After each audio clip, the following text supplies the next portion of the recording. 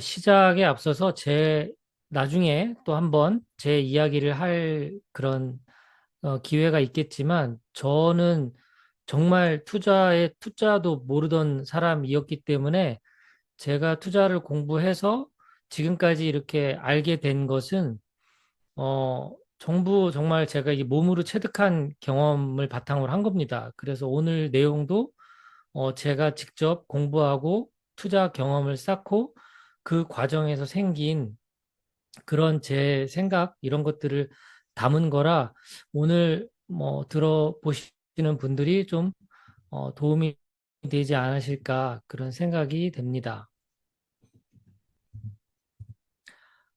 지금 뭐 카메라 켜신 분들도 있고 또 불편하신 상황이라 못 켜신 분들도 있으실 텐데요. 어쨌든 화면은 꺼져 있더라도 제가 질문하고 대화할 때 혹시 의견이 필요한 부분이 있을 때 적극적으로 동참해 주시기를 부탁드리고요. 궁금한 것들은 메모를 해 주셨다가 나중에 강의 마치고 Q&A 시간 따로 가질 때 그때 한 번에 받아서 제가 알고 있는 범위 내에서 설명을 드리도록 하겠습니다. 적극적으로 참여해 주시면 저도 제가 가지고 있는 모든 지식과 경험을 많이 이렇게 나누도록 하겠습니다.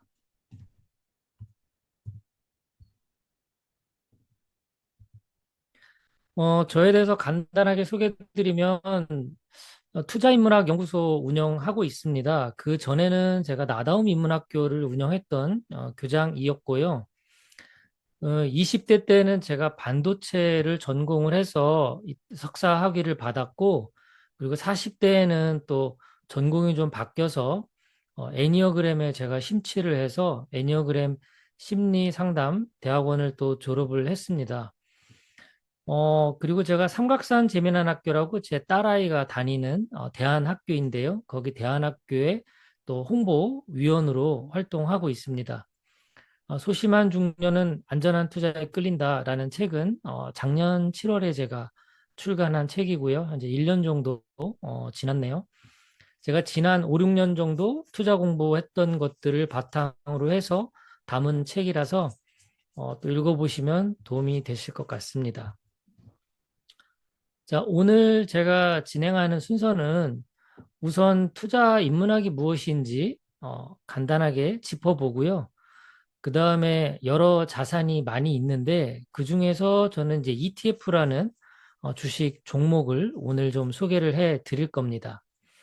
그 중에서도 저는 미국 ETF를 어떻게 잘 투자를 해 볼 것인가, 이렇게 전략적인 측면을 좀 한번 공부해 보고 그 다음에 이제 마지막에는 그러면 성공적으로 투자한 분들은 어떤 방법으로 투자에 성공했는지 그 사례 몇 가지를 살펴보도록 하겠습니다. 그리고 마지막에 질의응답 하면서 마치는 그런 순서로 할게요. 그리고 한 가지 먼저 공지를 드리면 오늘 강의 들어보시고 후기를 남겨주시는 분들에게 제가 책을 원하시면 제가 책을 보내드리거나 아니면 자주 드시는 커피가 있으시면 그 커피 관련된 쿠폰을 보내드리도록 하겠습니다. 제가 뭐 후기를 남겨달라고 해서 이렇게 좋은 내용만 써달라라는 뜻은 아니고요.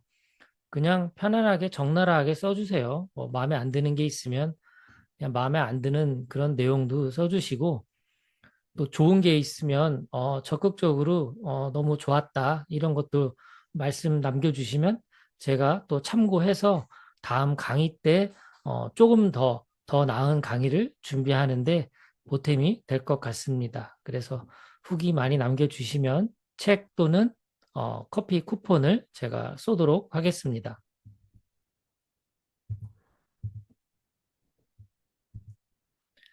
자, 제가 강의를 본격적으로 진행하기 전에 지금 참여하신 분들이 어느 정도로 투자에 대해서 알고 있고 경험을 하고 계신지 제가 정확한 정보가 없어서 간단하게 사전 질문으로 한번 여쭤보도록 할게요.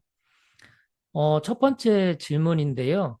투자를 시작하신 지 얼마나 되셨는지 궁금합니다. 그래서 1번은 아직 경험이 없다. 1번 써주시면 되고, 2번은 1에서 3년 정도 그래도 투자 경험이 있다.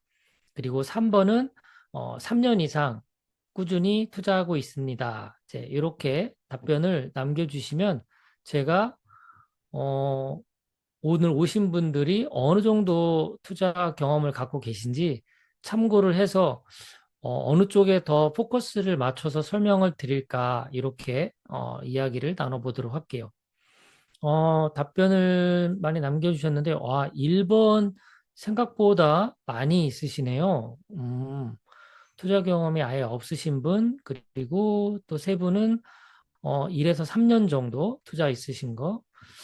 3번은 뭐 없으신가 봅니다. 뭐 사실 어, 초보자들을 위한 강의이다 보니까 투자를 이미 잘 하고 계신 분들이 뭐 사실 제 강의가 그렇게 또 큰 도움이 안 될 수도 있겠죠. 하지만 제가 예전에 강의를 하러 갔을 때 거기 계신 분 중에 강의를 저한테 의뢰했던 그 분은 정말 그 펀드 매니저로 10년 이상 하셨던 분이 계셨는데 그분이 제 강의 듣고 그리고 저하고 30분 정도 담소를 나누면서 아니 어떻게 10년 이상 투자에 직접적으로 관여했던 전문가인 내가 깨달은 거를 어떻게 그 짧은 기간에 깨달았냐 해서 제가 비록 그렇게 긴 투자 경험을 갖고 있지는 않지만 제가 나름 책을 한 60권 이상을 제가 독파를 했고 그리고 제 유튜브 채널에 이 투자와 관련된 영상이 500편이 넘거든요. 그리고 제 브런치에 들어가 보시면 알겠지만 제가 투자 관련된 글이 또 1000개가 넘습니다. 그래서 그동안 저 혼자 정말 많이 고민하고 또 실제 투자로 또 경험해보고 이제 이런 종합적인 경험들이 있어서 아마도 투자를 오래 하셨더라도 오늘 또 같이 이야기를 나눠보면 도움이 되지 않을까 그런 생각이 됩니다. 우선 1번하고 2번 답변이 대부분 나오셨기 때문에 제가 준비한 이 슬라이드가 오늘 오신 분들한테는 좀 적합한 그런 내용이 될 것 같습니다. 다행이라고 생각이 되고요. 자, 또 하나 이것도 궁금한데요. 만약에 투자를 한다라고 할 때 나는 어떤 성향에 더 가까운지 궁금합니다. 자, 두 번째 질문. 1번은 나는 안정성이 중요해요. 그리고 2번 답변은 수익성이 더 중요합니다. 이렇게 한번 제가 여쭤볼게요. 안정성과 수익성 중에서 나는 좀 더 내가 추구하는 바가 있다.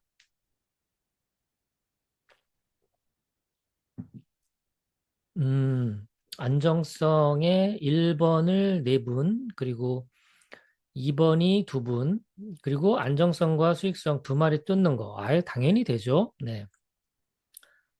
네. 뭐 약간의 우선순위라고 생각하면 됩니다. 완전히 안정성을 추구한다라는 건 그냥 뭐 은행에 맡기고 이자 받는 거겠죠. 그런데 이제 그 은행에 넣는 건 사실 투자 개념은 아니기 때문에 오늘 다루는 내용하고는 뭐 좀 거리가 있을 것 같고요.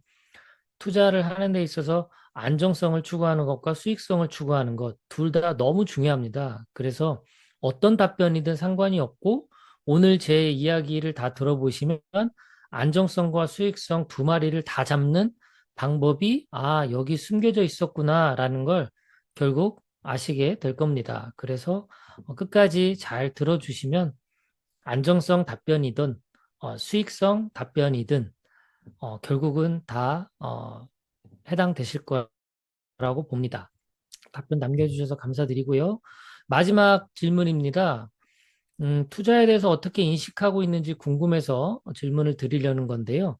투자라는 단어를 들으면 어떤 단어가 떠오르시나요? 여기 보면 뭐 돈, 주식, 부동산, 코인, 수익, 노후 준비, 경제적 자유, 위험, 기회, 뭐 희망, 투기 다양한 단어가 있습니다.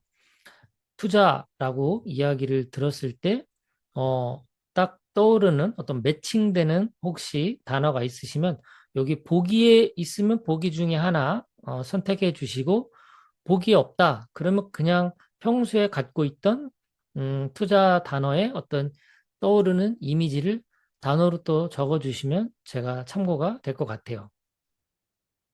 음, 돈, 주식, 복리, 노후 준비. 와, ETF 따라하기 모니카님은 약간 전문가 냄새가 좀 나네요.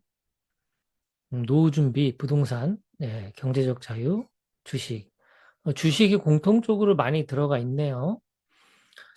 보통 제가 강의에 가서 투자에 대한 이미지가 뭐가 떠오르냐라고 했을 때 보기를 안 드리고 그냥 제가 여쭤보면 대부분의 답변은 부동산과 주식이 많았어요. 그리고 일부 뭐 한 2, 30%가 경제적 자유 같은 거, 노후 준비 이런 게 좀 일부 나왔습니다.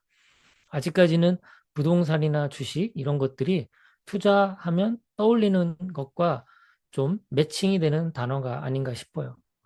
적극적으로 답변 남겨주셔서 너무 감사드려요. 제가 혼자 하는 것 같지 않고 자, 앞에 여러분들 앉혀놓고 강의하는 느낌이 들 정도로 이렇게 소통해 주시니까 오늘 굉장히 제가 편안하고 오늘 많은 정보들이 왠지 나올 것 같은 그런 예감이 듭니다. 자, 이제 본격적으로 제가 준비한 내용 조금씩 한번 설명을 드려볼게요. 첫 번째, 투자, 인문학에 대해서 좀 살펴보려고 하는데요. 이 두 단어가 사실 좀 이질적이지 않습니까? 이게 투자라는 단어와 인문학이라는 단어가 뭐좀 어울리는 단어 같지는 않아요. 제가 초기에 투자 공부할 때 저는 투자를 인문학이라고 생각해 본 적이 한 번도 없었습니다. 제가 인문학교 교장 출신이기 때문에 인문학을 공부하는 사람은 좀 그런 게 있거든요. 약간 돈을 밝히거나 돈을 쫓는 것은 좀 없어 보여요. 예. 이 인문학 하는 사람이 어떻게 돈을 쫓아? 뭐 이런 생각이 들 정도로 투자라고 하면 보통 돈이라는 생각이 좀 이렇게 퍼뜩 떠오르거든요. 투자를 통해서 우리가 원하는 것이 대부분은 돈을 버는 거니까요. 그 투자하면 돈인데 인문학 공부하는 내가 투자? 이거는 좀 안 맞는다. 그래서 저는 돈을 쫓지 않는 게 좀 더 멋있고 있어 보였어요. 그러니까 좀 어떻게 보면 그때는 좀 너무 철이 없지 않았나? 그런 생각이 들 정도로 뭐 창피한 내용이죠. 근데 공부를 제가 하다 보니까 아, 이게 돈이라는 것이 결코 그렇게 하찮게 여길 대상이 아니며 돈 공부를 제대로 하니까 이 투자라는 것과 인문학이 이 뗄 수 없는 관계에 있다라는 걸 알게 됐어요. 그래서 제가 정말 뒤통수 맞은 그날 투자 인문학 연구소라는 이름을 만들어서 운영을 하게 된 겁니다. 근데 아직까지도 투자와 인문학이 어울리지 않아요. 이게 어느 정도로 어울리지 않는다라고 생각하냐면 제가 상표 등록하려고 투자인문학 연구소 상표 등록을 신청을 했는데요. 어, 떨어졌어요. 그 떨어진 사유가 제가 이야기한 이 내용이었어요. 투자라는 것과 인문학이 어울리지 않는 거예요. 상충된다. 그런 내용이 첫 번째가 하나가 있었고, 두 번째는 투자라는 일반적인 단어와 인문학이라는 일반적인 단어를 이렇게 합쳐서 쓰는 상표 등록에 대해서는 거절 사유가 된다. 이런 내용의 그런 답변을 받고, 뭐 회사 이름이 없어도 상관이 없다라고 생각이 돼서 지금은 그냥 투자인문학연구소 이렇게 사용하고 있습니다. 어쨌든 투자라는 개념과 인문학이라는 개념이 어떻게 서로 이렇게 연관 관계가 있을까? 이거에 대해서는 아마 강의를 듣는 내내 조금씩 조금씩 연결고리가 생기실 거라고 봅니다. 그래서 끝까지 한번 잘 들어봐 주시길 바라고요. 자, 그럼 먼저 인문학은 우리가 흔히 들었던 용어니까 간단하게 한번 짚어볼게요. 자, 인문학이라고 하는 것은 단순히 지식을 습득하는 건 아니죠. 보통 이제 지혜 단계에 이르렀을 때 인문학이라고 하는데요.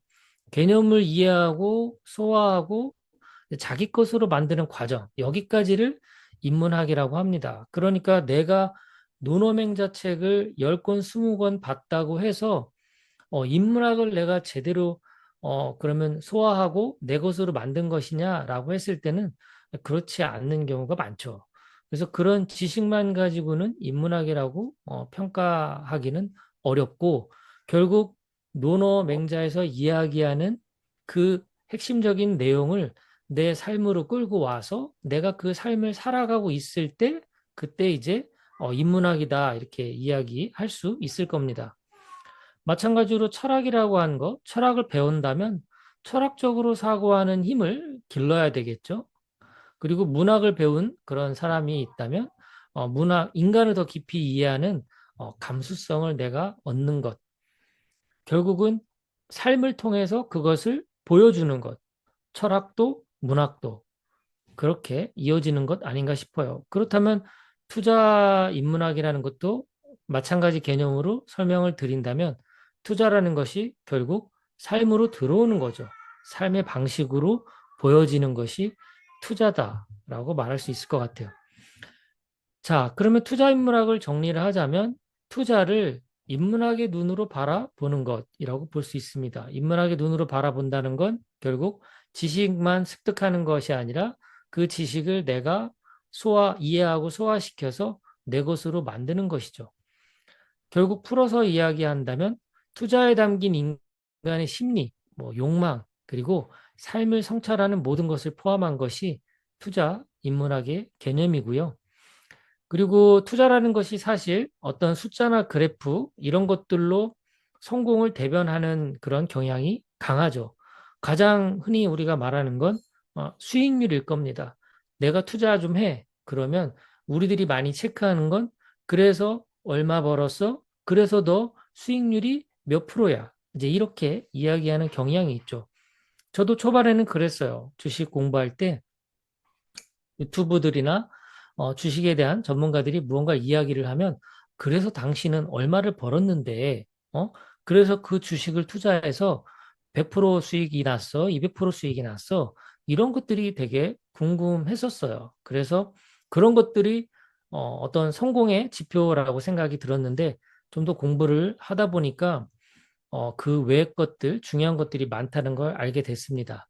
이제 단순히 숫자와 그래프로 성공을 대변하는 것이 아니라 그것들을 이제 해석하고 평소에 또 인내하며 지켜내는 힘, 이런 것들이 이제 우리 철학이나 태도로 나타나기 때문에 결국은 심리, 욕망, 삶을 성찰하는 것이 중요하다라고 말씀을 드릴 수 있을 것 같아요.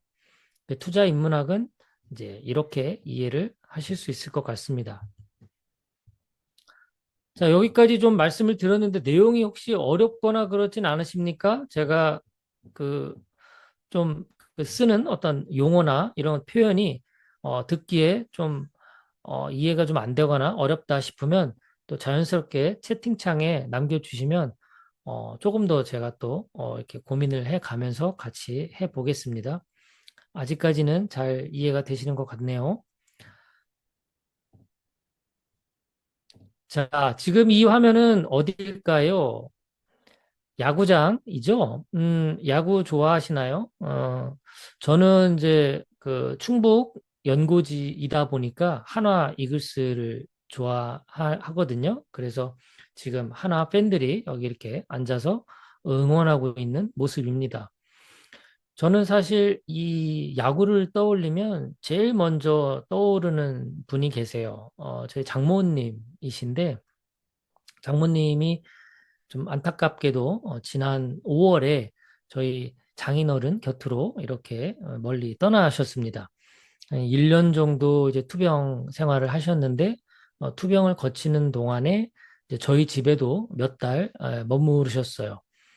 이제 거동이 점점 불편해지시다 보니까 이제 계속 누워있는 시간이 많아지셨고, 그리고 저희 장모님이 제일 또 좋아하는 취미 생활이 바로 야구였습니다. 그래서 하나 이글스의 광팬이셨거든요. 그래서 선수들도 다 알고 있고 또 기록까지도 챙겨서 꼼꼼히 아실 정도로 아주 야구를 좋아하셨죠.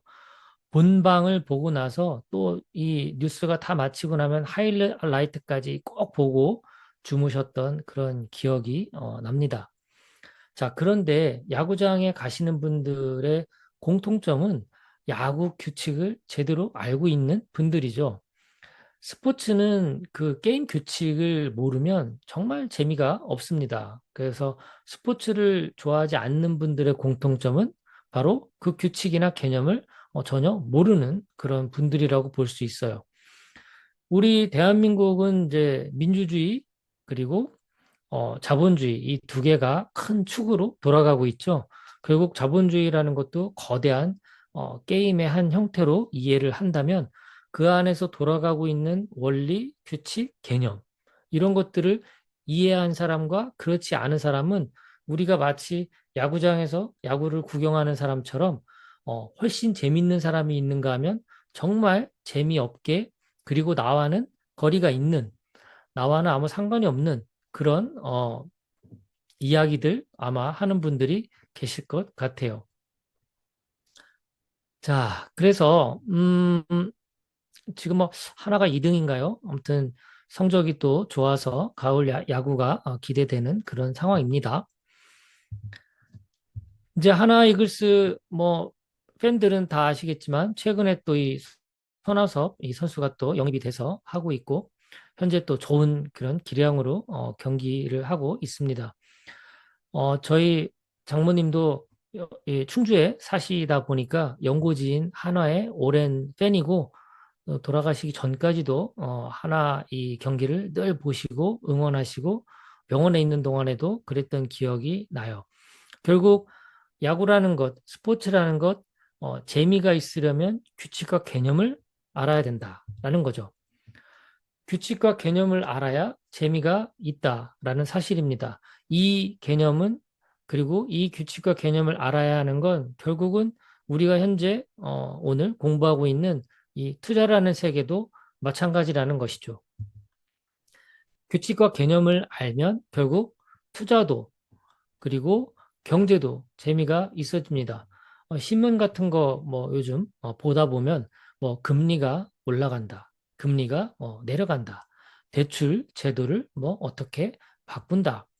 LTV를 지금 대출 관련해서 70%로 내리려고 하는 그런 조짐이 보이고 있죠. 그렇게 되면 주택가 대비해서 대출 받을 수 있는 금액이 줄어들게 되니까 아마 그 전에 대출 받아가지고 전세를 줬던 분들 입장에서 역전세의 그런 위험이 굉장히 높아진다. 이런 것들. 결국은 어떻게 돌아가는지 투자와 경제가 어떻게 돌아가는지 그 재미가 있으려면 몇 가지 규칙과 몇 가지 개념을 알면 도움이 될 겁니다.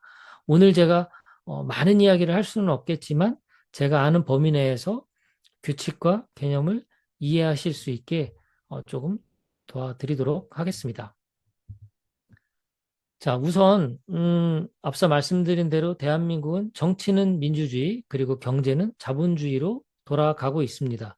자본주의라는 것을 뭐 이론적으로 또 학술적으로 설명하는 건 어렵겠지만 제가 몇 가지 단어를 설명을 드리면서 이해를 좀 시켜볼게요. 주요 제가 오늘 다루고자 하는 용어는 인플레이션 그리고 자산, 부채 뭐 이런 용어들 정도 이해하면서 우리 투자와 연결 지어서 생각해 보도록 하겠습니다.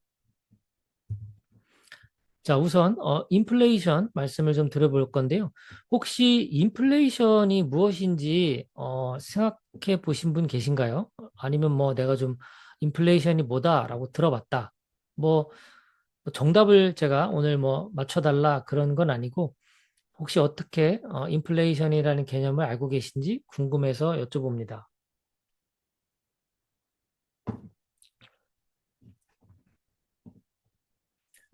어, 답변이 바로 올라오지 않는 걸로 봐서 빨리 이제 저한테 진행하라고 사인을 주시는 것 같아요. 자, 그리고 인플레이션 뭐 이 경제 용어 자체로 들어가면 어렵겠지만 제가 굉장히 쉽게 이해를 시켜 드릴게요. 자, 인플레이션을 이야기할 때 제가 이제 종종 이 중국집 이야기를 사례로 많이 듭니다. 어, 이 중하루라고 하는 중국집인데요. 여기 보시면 알겠지만 1947년도에 생겼으니까 이게 80년 가까이 된 그런 중국집입니다. 이 3대가 할아버지, 아버지, 그리고 지금 이제 손자까지 3대에 걸쳐서 중국집을 운영하고 계신데 여기에 이제 가시면 벽에 액자가 붙어 있는데 그 액자에 무엇이 붙어 있냐면 1965년도 메뉴판이 붙어 있습니다. 네, 이렇게 생겼거든요. 1965년도에는 가격이 어떤지 살펴보니까 우동이 60원, 짜장이 60원, 그리고 군만두가 120원. 와, 굉장히 비쌌네요. 옛날에는 군만두 만드는 게 그 쉽지 않았나 봅니다. 그리고 또 제가 좋아하는 탕수육이 350원. 와, 지금 짜장이 60원인데 거의 7배, 8배, 7배 수준인가요? 6배, 6배 정도? 탕수육 가격이 비싸네요. 350원 정도. 자, 이 당시에 60원이면 만약에 저희 아버지가 돈 10,000원이 있으셔가지고 돈 10,000원으로 이제 저한테 매주 한 번씩 짜장면을 제가 좋아하니까 짜장면을 사주겠다. 이제 이렇게 약속을 하셨어요. 그러면 돈 10,000원으로 짜장면 몇 그릇을 우리가 사 먹을 수 있을까요? 대략 166그릇입니다. 166. 매주 한 번씩 짜장면을 사 먹는다 하더라도 만 3년을 꼬박 해서 매주 짜장면을 먹을 수 있는 양, 돈의 양. 그것이 바로 10,000원의 힘이죠. 자, 그런데 아버지가 짜장면을 사주시는 게 아니라 집안에 금고를 하나 만들어서 그 안에다가 이제 10,000원을 넣어 놓으신 거예요. 그 세월이 흘러서 이사를 하려고 집을 정리하다 보니까 작은 금고 하나가 있어서 제가 열어보게 됩니다. 그랬더니 그때 1965년도 저 짜장면 사주신다고 약속했던 그 시절에 짜장면 안 사주시고 10,000원을 여기 넣어두신 거예요. 2025년이 됐습니다. 지금 제가 그 10,000원을 손에 쥐게 됐어요. 지금은 짜장면 몇 그릇을 사 먹을 수 있을까요? 지금 저희 동네, 저는 여기 서울시 강북구에 살고 있는데, 여기 강북구에는 동네 짜장면은 뭐 한 5천 원 정도? 예, 이렇게 하고요. 시내 좀 맛있는데 시내 이렇게 나가면 10,000원 이렇게 받습니다. 그러니까 동네 짜장면 두 그릇, 또 시내에서는 한 그릇 사 먹을 수 있는 그 금액이 돈 10,000원이죠.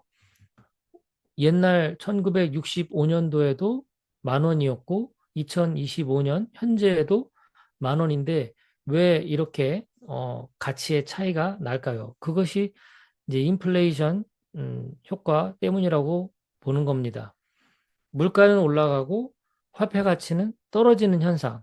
이렇게 이해하시면 됩니다.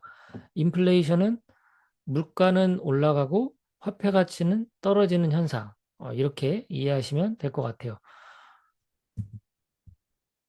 그래서 물가는 오르고 화폐 가치는 낮아지는 이런 현상이 인플레이션인데요. 더 쉽게 설명을 드리면 돈의 힘이 줄어드는 것이다. 이렇게 이야기합니다. 레이 달리온가요? 라는 투자의 이 거장이 있죠. 그분이 이런 얘기를 했어요. 한참 이제 투자에 대한 그런 중요성을 이야기할 때 현금은 쓰레기다. 이제 이런 표현을 했습니다. 왜냐하면 말씀드린 대로 1965년도에 10,000원을 넣어놨는데 지금 2025년에 그 돈 10,000원의 값어치가 정말 짜장면으로 하자면 166그릇을 사 먹던 가치가 한 그릇밖에 살 수 없는 그런 시대가 된 거는 인플레이션 때문이기 때문에 현금 자체를 들고 있는 건 아무 의미가 없다, 이제는. 오히려 돈이 녹아내린다, 이런 표현을 하죠. 만약에 은행에 돈을 넣는 것은 어떨까요? 인플레이션을 극복할 수 있을까요? 네, 극복이 어렵습니다. 왜냐하면 은행은 그 예대 마진이라는 것이 수익의 가장 큰 포션을 차지하거든요. 예대 마진은 우리가 예금을 뭐 요즘 2%대죠. 예금을 맡기면 우리한테 이자를 뭐 2% 주고 대신에 대출을 받는 경우 그들에게 3%, 4% 대출 이자를 받죠. 이런 식으로 은행 이자를 줄 때 물가 상승률 이상으로 이자를 줄 수가 없습니다. 그러면 은행도 손해를 볼 수 있기 때문이죠. 자, 그렇기 때문에 은행에 돈을 넣는 것 자체는 계속해서 돈의 가치가 떨어질 수밖에 없는 현상을 피하기는 어렵다. 자, 그렇다면 앞으로도 계속 인플레이션이 계속 진행이 될까요? 만약에 계속 진행이 된다면 결국 돈의 가치는 떨어질 것이다 라는 거죠. 인플레이션이 진행이 되고 있는 그런 시대에 살고 있다면 우리는 그 인플레이션을 극복하는, 방어하는 어떤 수단이 필요하다는 겁니다. 그래서 투자라는 개념이 우리가 정확하게 이해할 필요가 있다는 거죠. 자, 인플레이션이 앞으로 계속 벌어질 것인가, 벌어질 것이다라는 얘기를 말씀을 드리기 위해서 몇 가지 또 사례를 말씀을 드릴게요. 지난번 1차 민생 회복 소비 쿠폰 발행이 됐습니다. 그래서 이제 15만 원씩 전 국민이 받았죠. 이제 조만간 9월 중에 아마 2차 소비 쿠폰이 발행이 될 겁니다. 2차에서는 전 국민 대상으로 주는 것은 아니고요. 여기 이제 상위 10%까지 잘라서 상위 10%는 이제 주지 않고 요 밑에 나머지 90%만 줍니다. 그래서 10만 원 더 추가로 받으면 일반적인 국민들은 25만 원을 받게 되고 여기 이제 좀 하위 계층의 경제적으로 조금 힘드신 분들에게는 조금 더 소비 쿠폰 발행을 통해서 지원을 해 드립니다. 자, 이런 식으로 어, 예산을 집행하는 것, 이런 것들이 이제 정책을 집행할 때 돈이 들어갈 수밖에 없죠. 민생회복 소비 쿠폰에 10조 3천억이 들어갈 거고요. 지역사랑 상품권에는 6천억, 뭐 여러 가지 이렇게 계속해서 이렇게 지원이 됩니다. 소상공인을 재기하는데 지원하는데도 4,171억 이렇게 들어갑니다. 또 여러 가지 이렇게 또 건설 경기 또 활성화를 위해서 또 조 단위의 돈이 이렇게 들어가기도 해요. 결국은 돈이 계속 이 우리 사회 시중에 나오는 겁니다. 돈이 풀리는 거예요. 돈이 풀리면 왜 화폐 가치가 떨어질까요? 자, 이렇게 생각해 볼 수 있죠. 자, 우리가 사막에서 그 삼다수 500ml 물 한 통을 갖고 있는 것과 지금 우리 현재 여기 대한민국 우리 일상에서 500ml 삼다수 물을 갖고 있는 것은 가치 차이가 있지 않겠습니까? 사막에서는 정말 부르는 게 값일 수가 있고 그리고 여기 물이 이렇게 널려 있는 곳, 집 밖만 나가면 어느 편의점에서든 물을 살 수 있는 그런 환경에서는 물의 가격이 낮아질 수밖에 없죠. 사막과 같이 희소성이 있으면 가치가 올라갑니다. 마찬가지로 돈이라는 것도 상품이라는 개념으로 똑같이 취급이 되기 때문에 돈이 자꾸 풀리면 풀릴수록 돈의 가치가 내려가게 됩니다. 그러니까 앞으로 돈이 계속 풀릴 것이냐라고 했을 때 풀릴 수밖에 없다라는 거죠. 인플레이션이라는 것은 결국은 장기적 동반자라는 개념으로 받아들일 수밖에 없습니다. 정부는 통화정책, 경기를 살리기 위해서 뭐 금리를 인하시킨다든가 아니면 채권을 발행하거나 채권을 사들인다거나 이런 식으로 돈이 오가는 것, 통화정책, 그리고 재정정책, 방금 말씀드린 것처럼 민생회복, 소비 쿠폰 이런 걸 발행하는 것, 예산을 집행하는 것 이렇게 계속해서 돈을 풀 수밖에 없죠. 돈이 많아지면 화폐 가치가 떨어지고 물건값이 올라갑니다. 그리고 앞으로 이제 고령화, 또 복지 확대, 경기 침체 우려 등등 정부가 지출해야 될 거리들은 계속 많아지고 있죠. 줄어들지는 않습니다. 그래서 현금만 보유하는 것은 이제 손해다. 그렇다면 인플레이션을 방어하는 자산을 필수적으로 보유해야 한다라는 결론에 다다르게 되는 겁니다. 자, 자산이라는 단어가 등장을 했죠. 이제 본격적으로 자산에 대해서 좀 알아볼까 하는데요. 자산과 부채, 요게 또 서로 아주 깊은 상관관계가 있습니다. 자산과 부채에 대한 이해를 통해서 앞으로 그럼 우리는 어떤 자산을 보유하면 좋을지까지 이야기를 좀 나눠볼게요. 자, 자산과 부채에 대한 개념은 뭐 여러 이론적으로 설명이 많이 있습니다. 근데 오늘 제가 여러분들께 말씀드리는 건 정말 제가 이 정도로 이해하는 것이 그래도 가장 현실적인 그런 개념으로 다가오더라고요. 자, 자산이라고 한다면 기억해야 하는 단어는 바로 소득입니다. 내가 자산을 가졌다. 그 의미는 나에게 소득을 만들어 준다. 이렇게 이해를 하시면 되고요. 내가 부채를 갖고 있다라는 말은 지출을 만들어낸다라고 생각을 하면 됩니다. 그래서 자산은 소득을 만드는 것, 부채는 지출을 만드는 것, 이렇게 간단하게 정리를 하시면 좋을 것 같아요. 자, 그렇다면 퀴즈를 드리겠습니다. 현재 우리가 살고 있는 집, 이 집은 자산일까요? 부채일까요?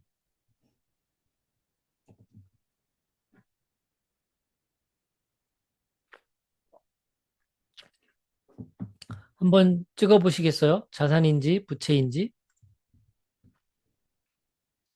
나에게 소득을 만들어주는 것인데 집이 내가 지금 살고 있는 집이라고 제가 좀 한정지어서 구체적으로 말씀을 드렸죠. 살고 있는 집.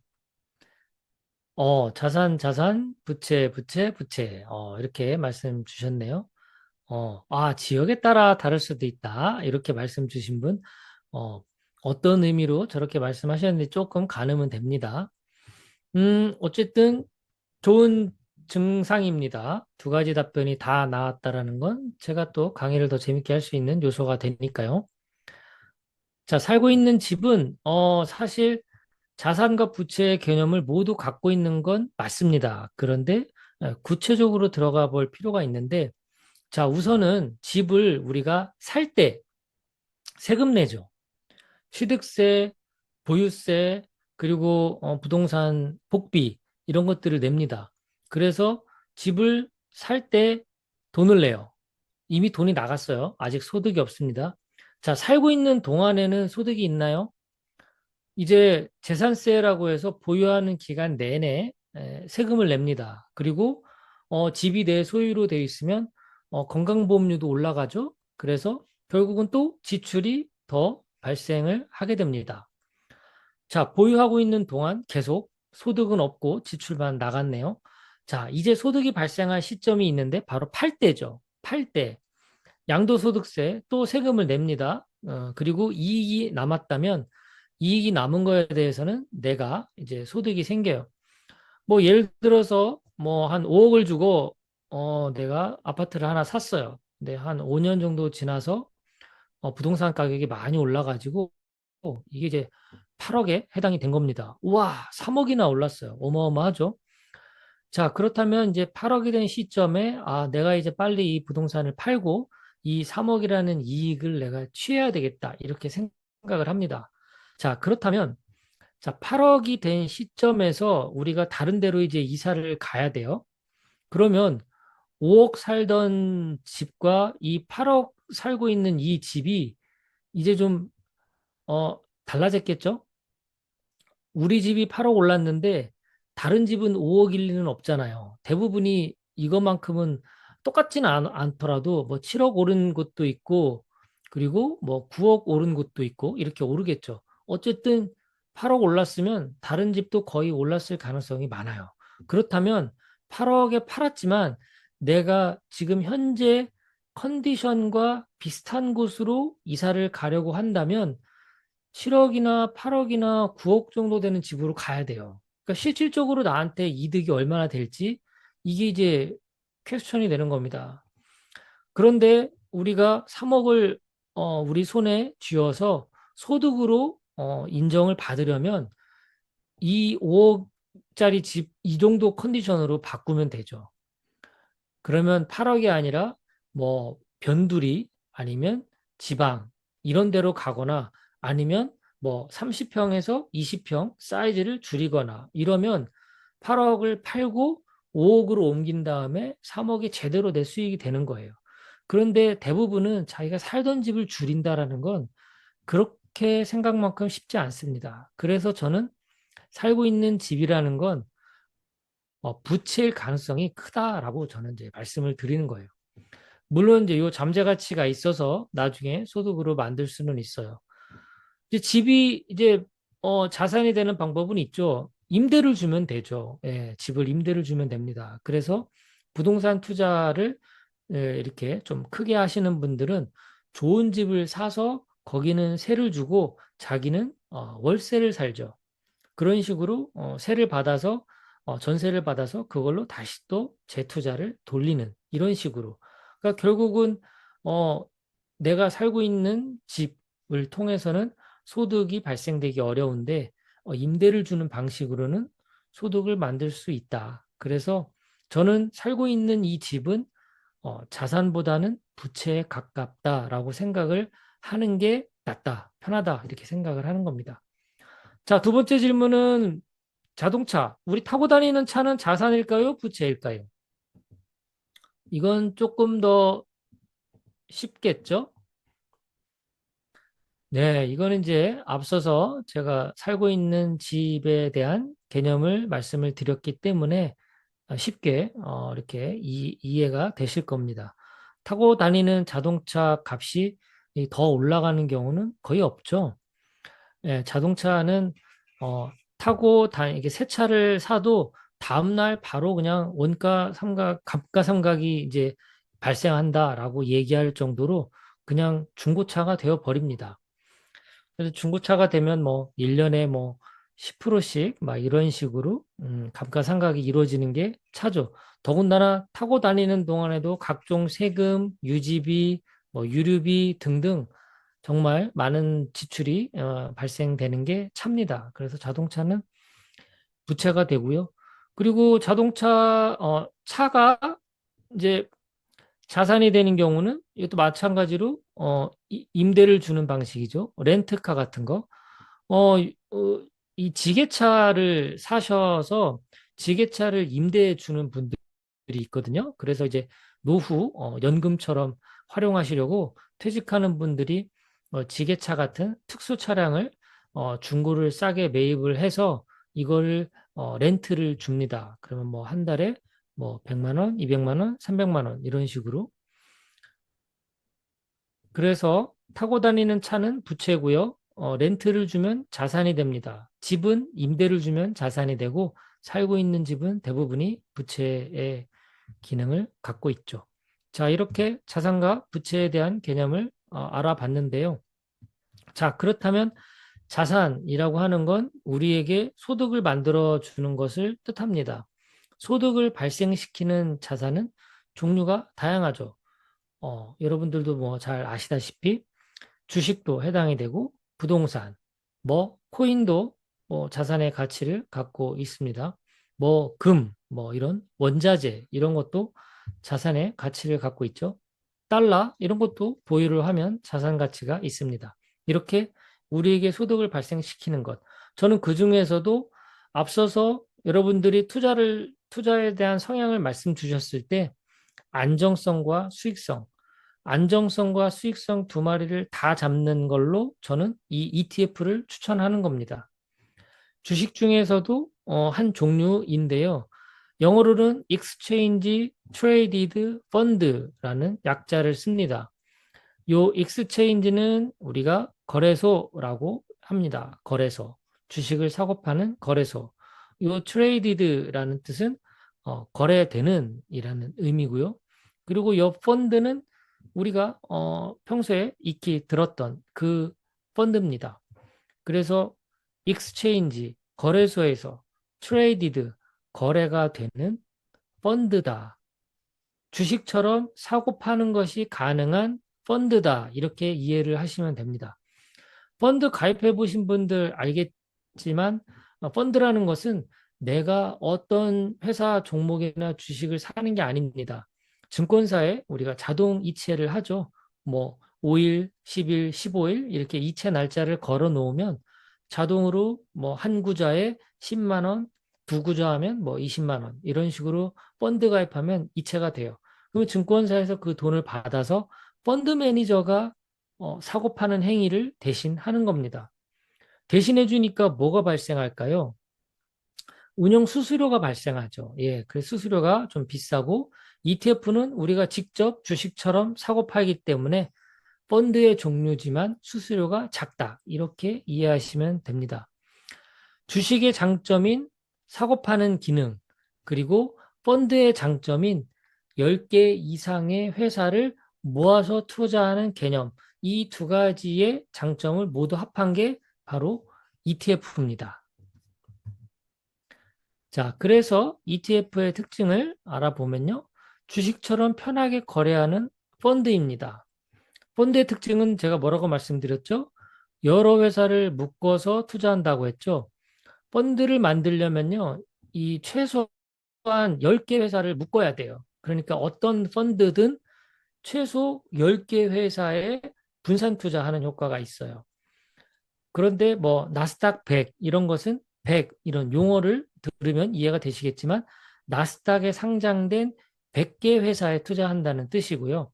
S&P 500 그러면 500이라는 숫자를 통해서 이해하실 수 있겠지만 바로 S&P 500 지수 여기에 상장돼 있는 500개 우량한 회사에 투자한다 이런 뜻입니다. 그래서 펀드라는 것은 기본적인 개념이 여러 회사를 묶어서 투자한다. 아, 분산 투자하는구나. 이렇게 이해할 수 있고요. 앞서서 펀드는 기본적으로 증권사에서 대행해 준다고 했죠. 그래서 수수료가 2%, 3%, 4% 이런 식으로 수수료가 발생하고요. ETF는 수수료가 0.5% 정도 수준으로 훨씬 작죠. 수수료가 적다는 건 어떤 의미일까요? 바로 우리의 수익률이 올라간다는 뜻입니다. 자, 어떤 펀드가 1년에 10%의 수익을 발생시켰다라고 한다면 더 실질적으로 우리 고객 입장에서의 수익률을 따져봐야죠. 펀드 수수료가 3%인 그런 증권사에서 운용을 했다면 10%가 아니라 사실 우리는 7% 수익이 발생한 거죠. 그런데 만약에 이 같은 펀드를 우리가 ETF에서 내가 직접 사고 팔았다. 그러면 0.5%만 수수료를 떼니까 7%가 아니라 9.5% 수익이 되는 겁니다. 그래서 펀드 수수료가 작다는 건 우리한테 더 많은 수익을 가져다 준다. 이렇게 이해를 하면 되겠죠. 자, 한때 정말 유명했던 미래에셋의 차이나 펀드들이 있었습니다. 그때 1,000만 원을 투자한다라고 하면 1년이 지나면 약 30만 원 정도가 수수료로 발생을 했고요. 10년을 운영했다라고 가정을 하면 244만 9천 원이 비용으로 부담이 됐다는 뜻입니다. 그러니까 만약에 10년 후에 1,000만 원이라는 이익이 발생을 했다 가정을 하면 우리가 수수료로 245만 원을 제외하고 나머지 돈을 우리가 수익금으로 받게 되는 거예요. 자, 이 펀드에 대한 기억이 안 좋은 분들이 참 많아요. 네, 특히 이제 중국 차이나 펀드 손실 본 분들이 참 많습니다. 그래서 뭐 6년을 내내 기다렸는데 결국 오르지 않아서 환매를 했다 이런 사연도 있고 중국 펀드 트라우마가 있어가지고 손실 회복에 10년 이상 걸렸다 뭐 이런 기사도 나올 정도로 펀드 투자에 대한 안 좋은 기억이 있습니다. 하지만 우리가 지금 제가 말씀드리는 ETF는 펀드의 종류이긴 하지만 이 지수 펀드라고 불러요. 지수 펀드. ETF가 우리말로 상장 지수 펀드라고 해석하거든요. 그래서 지수 펀드. 지수 펀드는 나중에 어떤 건지 또 설명을 드릴게요. 자, 그렇다면 수익성과 안정성 모두 거두는 데 있어서 ETF가 저는 적격이라고 생각하는데 왜 그럴까? 왜 투자해야 할까? 자, 10개 이상 회사에 분산해서 투자하는 효과가 있어요. 분산 투자하게 되면 특정 회사는 언제 망할지 모르는 그런 두려움에 우리가 빠질 수 있지만 10개 회사면 10개 회사가 동시에 망하는 경우는 별로 없죠. 흔하지 않습니다. 뭐 한두 회사는 위험에 빠질 수 있죠. 하지만 이 ETF, 제가 오늘 소개드리는 ETF에는 리밸런싱 기능이 있어요. 여기 이제 마지막에 소개할 건데 리밸런싱 기능이 있어서 10개 회사가 있는데 10개 회사 중에 실적이 안 좋고 매출이 떨어지면 그 회사를 빼내고 더 좋은 회사로 바꿔버립니다. 그렇기 때문에 10개 회사가 동시에 다 안 좋아지는 경우를 제외한다면 이 ETF는 안전하다. 이렇게 말씀드릴 수 있고 두 번째 특징은 수수료가 저렴하다. 수수료가 저렴하다는 뜻은 우리에게 더 많은 수익을 안겨다 준다라는 뜻이고요. 투명성과 편리성. 이 증권사에서 펀드에 가입하시면요. 어떤 회사에 얼마큼 투자하는지 정확하게 보고를 잘 안 해줍니다. 그러니까 좀 투명하지가 않아요. 그런데 제가 오늘 소개하는 ETF는 예를 들어 미래에셋이다. 그럼 미래에셋 들어가서 타이거 미국 나스닥 100 이렇게 검색해 보시면 현재 어떤 회사에 투자하고 있고 비율은 몇 프로씩 투자한다. 이게 온라인상에 다 보고가 돼 있어요. 그래서 투명하다. 편리성은 주식처럼 사고 파는 거예요. 삼성전자 주식 사듯이 사고 파는 게 편하다. 그리고 시장 평균을 따라가기 때문에 심리적인 안정감을 줍니다. 예. 아주 큰 수익이 나는 것도 아니지만 그렇다고 수익이 없는 것도 아니에요. 평균을 따라간다라는 건 뭐냐면요. 5년, 10년 ETF 투자를 하면요. 상위 10%에 해당돼요. 우리가 100명이 투자한다고 하면 상위 10% 안에 수익률을 얻는 것이 제가 오늘 소개해드리는 이 지수 투자의 장점입니다. 그래서 마음이 편안하다. 이 심리적 안정감이라는 건요. 여러분들이 투자해 보신 분들은 알겠지만 투자는 사실 심리 게임이거든요. 주식이라는 것도 결국 심리 싸움이에요. 팔고 사는 이 심리의 어떤 역동에 내가 휘말리게 되면 때로는 탐욕에, 때로는 두려움에 빠져서 주식을 마구 사들이기도 하고 마구 팔기도 하면서 정말 큰 손해를 보는 게 바로 심리 문제인데 ETF 투자는 안정감을 주기 때문에 우리에게 수익을 안겨다 준다. 그리고 이 리밸런싱 기능이 있어서 매출이 안 좋은 회사는 걸러준다. 이게 아주 또 좋은 장점 중에 하나입니다. 그러니까 마음이 편안하겠죠? 요게 이제 이렇게 연결되죠. 자, 그래서 ETF 투자를 하면 좋다라는 거고요. 자, 개별 투자가 얼마나 위험한지 말씀을 드려볼게요. 1989년 이 시기에는 일본이 경제 대국이었던 시절입니다. 어느 정도로 잘 나갔느냐? 자, 이 글로벌 기업 시가총액 1등부터 12등을 보면요. 일본 기업이 도대체 몇 개입니까? 8개예요. NTT, 일본 흥업은행, 스미토모은행, 후지은행 등등 12개 전 세계 글로벌 기업 중에 8개가 일본이 차지하고 있습니다. 그런데 30년이 지나서 2018년도가 되니까 일본 기업이 몇 개인가요? 하나도 보이지가 않습니다. 대부분이 미국 기업이고 또 알리바바, 텐센트 중국 기업이 있죠. 근데 지금 2025년 기준으로 보면 이 회사들도 이제 이 순위권에서 벗어났어요. 여기 삼성전자가 2018년도에는 참 잘 나가서 12위까지 올라왔는데 지금은 30위 밖으로 나갔습니다. 좀 안타깝죠. 자, 현재 2025년 8월 23일 날짜 기준으로 글로벌 기업의 시가총액입니다. 엔비디아가 보니까 4.34조 달러, 4.34조. 마이크로소프트가 3.77조 이렇게 조 단위의 그런 기업들이고요. 보시면 뭐가 보이나요? 죄다 미국이죠.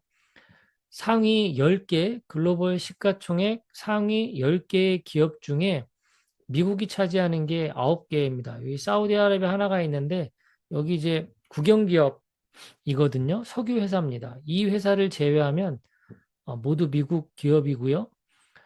이 미국 기업이 얼마나 이 시가총액이 영향력이 크냐면요.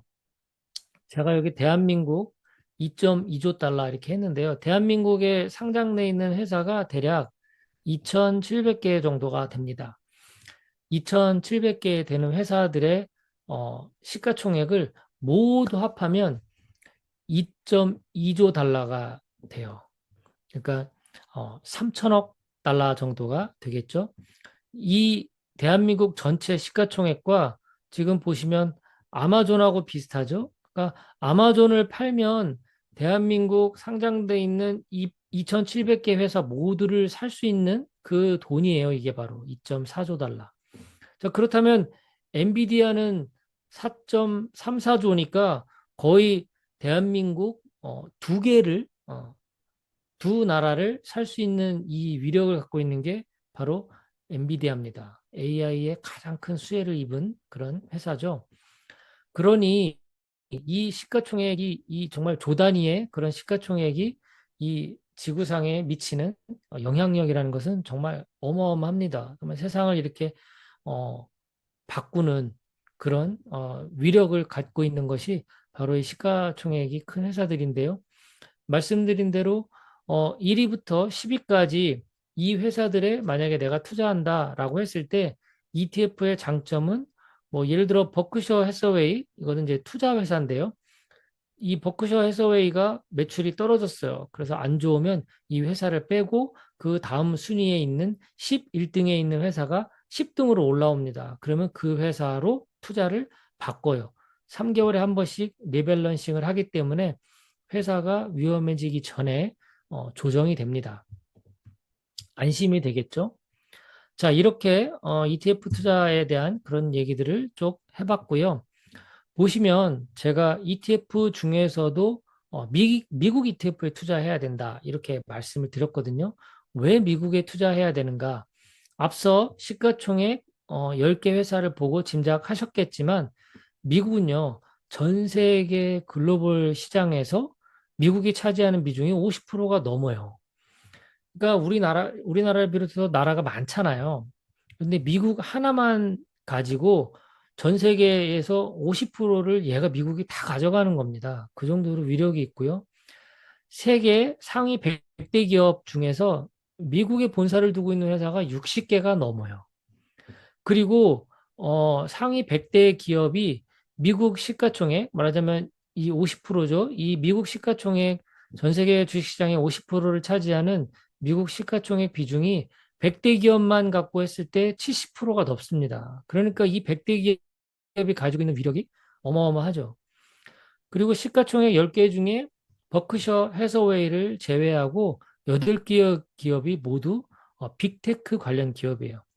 앞으로 경제는 이제 기술을 논하지 않고는 경제 성장은 있을 수가 없다라는 말이 나올 정도입니다. 이 얘기는 뭐 제가 하는 그런 제 주장이 아니고요. 경제 성장에 있어서 중요한 것은 이제 노동이나 자본이 아니라 기술이다라고 이야기를 해서 이 이론을 바탕으로 해서 노벨 경제학상을 수상한 이 폴 로머 박사의 이야기입니다. 기술이 얼마나 중요한지에 대해서 언급을 하고 있는 것이죠. 자, 기술하면 우리가 또 AI를 빼놓을 수가 없습니다. 이 AI 기술의 등장으로 인해서 우리 개인의 업무 효율도 높아지고 생산성도 좋아지고 그리고 현재 로봇으로 대체되는 그 어떤 속도도 엄청 빨라지고 있죠. 뭐 볶음밥 정도는 이제 기계가 알아서 다 만들어 줍니다. 커피도 내려주고요. 자, 또 세상은 또 어떻게 변화하고 있냐면요. AI 사령관이 등장을 했습니다. AI 로봇뿐만 아니라 사령관이라는 건 뭡니까? 전쟁을 진두지휘하는 지휘관을 말하는 거거든요. 자, 이 기사에 보면 이런 얘기가 나와요. AI 사령관이 등장을 했는데요. 2023년 10월에 하마스라고 하는 이제 이슬람 무장 단체거든요. 하마스가 이스라엘을 공격했어요. 이스라엘이 가만히 있지 않겠죠. 즉각 대응을 합니다. 그래서 27일 만에 12,000곳을 탁탁탁 해서 공격을 해버립니다. 뭐 군수 창고, 무기고, 뭐 터널, 지도부 건물 등등 하루에 400곳이 넘는 곳을 일제히 공격을 해서 목표물을 다 파괴시킨 거예요. 그런데 이런 공격을 진두지휘한 게 뭐냐? 바로 하브소라라고 하는 AI 시스템입니다. 얘가 뭘 했느냐? 통신 감청, 위성 영상, 소셜미디어 글, 이런 모든 대규모 데이터를 다 끌어다가 분석을 해서 어디 어디에 공습하면 된다라고 한 공습 리스트 12,000개를 뽑아가지고 타타타닥 드론이나 여러 가지 미사일 이런 것들을 활용해서 공격을 한 겁니다. 인간을 또 표적을 특정하는 라벤더라는 것도 활용해서 또 사람을 추적해서 그 사람을 공격하는 이런 데 썼다고 해요. 정말 끔찍하지만 어쨌든 AI 기술이 이렇게 현실로 나타나고 있는 이 시점을 간과할 수는 없습니다. 탐 미무란이라는 교수가요. 타임지에서 이렇게 인터뷰를 했습니다. 2010년대 초반에는 표적을 200에서 250개 만들 때 정보 요원이 20명이 250일 작업을 했답니다. 그런데 현재 AI 시스템은 일주일 안에 똑같은 일을 해낸다라고 해요. 얼마 전 우크라이나 러시아 전쟁에서도 드론을 이용해서 상당히 많이 전쟁에 있어서 어, 좀 위협적인 그런 일이 있었죠. 드론도 이제 AI로 컨트롤을 해서 전쟁을 하는 그런 시기가 된 겁니다. 이제 AI 기술이라는 것은요, 기술 위의 기술이다 이런 표현을 씁니다. 기술 위의 기술, 말하자면 그냥 어떤 한 기술로 등장하는 것이 아니라 이제 이 기술이 다른 것들과 접목이 되면서 세상이 바뀌고 있는 건데요. 예를 들어 애플은 뭐 스마트폰 만드는 회사지만 지금은 이제 AI와 접목해서 디바이스뿐만 아니라 서비스까지 이런 AI 생태계를 지배하는 회사가 됐고요. 구글도 마찬가지로 검색 회사로 출발했지만 지금은 AI와 이 데이터, 클라우드, 그리고 챗GPT 이런 생성형 AI까지 아주 넓히고 있고요. 마이크로소프트뿐만 마찬가지고요. 엔비디아도 GPU 칩을 만들던 회사가 이제 AI 인프라의 핵심 기업이 됐고 최근에는 로보틱스 사업에 어마어마한 돈을 쏟아붓고 있습니다. 반도체를 로봇 반도체를 만들어서 AI로 돌아가는 거죠. 그래서 로봇을 생산하는 데 쓰겠다라는 거고요. 자, AI를 이제 혁명으로 볼 것이냐, 거품으로 볼 것이냐, 이런 의견이 분분하고 있는데요. 저는 혁명 쪽에 가깝다라고 생각을 하는데, 왜냐? 자, 우리가 처음에 불이 등장을 했습니다. 불이라는 것은 우리에게 어떤 의미가 있었냐면, 이 추위와 맹수로부터 인간을 지켜준 최초의 무기죠. 그리고 불을 써서 음식을 만드니까 영양 흡수율이 증가를 합니다. 그러면 어떻게 되냐? 뇌발달이 가속화가 된 거예요. 금속을 만들고 도자기, 뭐 산업혁명까지 이 불의 등장으로 기술이 이제 급 진보하게 된 출발점이 됐습니다. 그래서 생존을 넘어 문명을 열게 해준 최초의 기술이 바로 불입니다. 자, 전기가 또 등장을 하는데요. 전기는 어떻게 우리 인류에게 의미가 있느냐?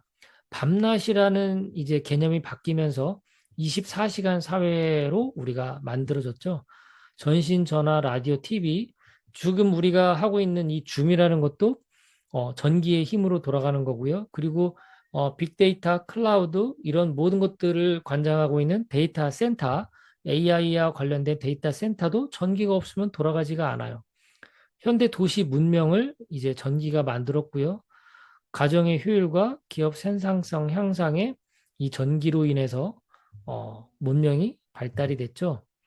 자, 또 한 번의 혁명이 등장하는데요. 바로 인터넷이죠. 인터넷 등장을 하니까요. 이제 정보의 비대칭, 정보가 이제 벽이 다 허물어졌어요. 인터넷 정보만 가지고 미사일을 만드는 사람도 있고 인공위성을 만드는 사람이 나타날 정도입니다. 시간과 공간을 초월한 이제 소통의 혁명이죠. 인터넷으로 인해서 세상이 다 하나로 연결돼 있어요. 우리도 지금 이렇게 줌을 인터넷을 통해서 곳곳에 여러분들이 있지만 저와 하나로 소통을 하고 있죠. 문화와 일상 자체가 인터넷 중심으로 바뀌고요. 이제 플랫폼 경제라는 것도 등장하게 됩니다. 자, 그렇다면 AI는 또 어떻게 우리 시대를 바꿔놓을까요? 반도체, 클라우드, 빅데이터, 로보틱스, 이제 이런 데 수요가 계속해서 급증을 하고 있고요. 이제 이 AI라는 것이 제조, 금융, 헬스케어, 교육, 또 뭐 의료, 모든 각 분야의 AI를 활용하지 않으면 이제 경쟁력이 상실될 정도입니다. 자, 그렇다면 우리는 이제 투자자 입장에서 AI를 바라볼 필요가 있는데요. AI 기업 자체에 투자하는 방법이 있고, 기존 기업이 AI를 어떻게 활용하는지를 보고 투자하는 게 있습니다. 저는 기본적으로 이 기술 자체에 투자하는 것은 장기적으로 봤을 때 어, 성장 가능성이 크지 않다 이렇게 봅니다. 왜냐하면 말씀드린 대로 전기 시대가 있었고 인터넷 시대가 있었고 AI 시대가 있는데 앞으로 또 어떤 기술이 나올지 모르거든요. 그래서 저는 장기적인 관점에서 본다면 기존 기업이 AI를 어떻게 활용한지를 보면서 그 기업들의 안정적으로 투자하는 그런 게 좋다라고 생각이 듭니다. 자, 그래서 결국 이 불전기 인터넷 AI 이런 것들이 어떤 혁명의 불꽃이라고 본다면 불꽃은 인간을 비추고 인간은 불꽃을 통해 자신을 다시 보게 되는 계기가 되기도 합니다. 자, 이제 미국 ETF를 통해서 이제 투자 전략까지 넘어왔습니다. 미국 ETF를 어떤 식으로 우리가 그러면 자신의 상황에 맞게 투자에 적용할 것인지 한번 하나씩 알아보겠습니다. 자, 보통 투자 전략을 수립한다라고 하면 어떤 생각이 제일 먼저 떠올릴까요? 방법을 찾겠죠. 내가 투자를 시작한다. 그러면 어떻게 투자를 해야 되지? 투자 방법이 뭐지? 이게 제일 먼저 떠오릅니다. 그러면 투자법을 쫓다 보면 왜 투자해야 되지? 라는 질문에 또 다다르게 돼요. 왜 투자해야 되는가? 라는 질문을 품고 있다 보면 결국은 어떻게 살아야 하는가로 연결된다라는 걸 알게 됩니다. 모든 방법을 계속해서 고민하고 고민하고 고민해서 그 밑바닥까지 내려가 보면요. 결국 삶의 방식으로 마무리돼요. 제가 앞서서 인문학이라는 말씀을 드렸잖아요. 그 개념과 똑같습니다. 우리가 투자 방법을 기술적으로, 지식적으로 알면 뭐 하겠습니까? 결국은 내가 왜 투자하지? 라는 투자 이유, 목적에 맞게 뭔가를 해야 되죠. 그 투자 목적을 살펴보면 결국은 내가 이 투자를 통해 얻고자 하는 것이 무엇인지, 어떤 삶을 살려고 하는 것인지 여기에 다다르게 되죠. 결국 투자를 인문학의 눈으로 바라볼 수밖에 없게 됩니다. 자, 그리고 투자에 대한 제가 공부를 하면 할수록 저는 투자 초기에는요, 부자가 되고 싶다라는 생각을 많이 했어요. 그런데 투자를 하면 할수록, 그리고 공부를 하면 할수록, 아, 부자로 남고 싶다라는 마음으로 이렇게 바뀌고 있더군요. 자, 부자가 되는 것은요, 아무래도 공격적이고 기회를 자꾸 엿보게 되죠. 부자가 되려는 그 심리 안에는 빨리 수익을 내서 내가 부자가 돼야지 하는 마음이 숨겨져 있습니다. 그래서 어떻게 되냐면 타이밍을 자꾸 엿보게 돼요. 기회를 보니까. 그리고 아무래도 탐욕, 조급함, 이걸 뭐 인정하고 싶지 않지만 내 심리 상태가 이런 것들이 반영이 될 수밖에 없습니다. 이게 다 연결됩니다. 탐욕, 조급함, 단기 트렌드, 타이밍을 엿보는 것, 빠른 수익 극대화, 공격적이고 기회를 자꾸 탐색하고 추구하는 것. 그래서 돈 버는 방법에 집중을 하는 사람은 이런 경향을 갖게 되는 그런 상황에 놓이게 되죠. 이것이 어떻게 보면 어, 지식을 습득하는 단계, 어떤 방법이나 기술을 추구하는 단계, 요 정도라고 볼 수가 있어요. 그런데 정작 우리가 중요한 건 부자로 살아남아야 되지 않겠습니까? 좀 더 방어적인 개념, 위험 관리라는 측면으로 들어가요. 수익도 중요하지만 잃지 않아야 되죠. 이 자산이라는 개념을 이제 제대로 생각을 하게 됩니다. 내 자산이 잘 보존이 돼서 보존이 되면서도 수익이 물가 상승률 이상으로 나와줘야 되겠죠. 안정성과 수익성을 모두 겸비한 투자 전략을 짜게 되고요. 그렇다면 이 장기 복리라는 건 이제 뗄래야 뗄 수 없는 그런 원칙이 됩니다. 인내심과 절제하는 법을 알게 되고요. 결국 돈을 지켜내는 방법을 터득하게 되죠. 그 부자가 되는 것의 어떤 초점은 뭐 기술이라고 본다면 부자로 남는 것에 대한 초점은 결국 철학이다. 이렇게 말씀드릴 수가 있겠죠. 자, 투자 전략을 이야기하다 보면 가장 또 많이 나오는 질문 중에 하나가 배당주에 투자하는 게 좋을까요? 성장주에 투자하는 게 좋을까요? 이런 질문들을 또 많이 하세요.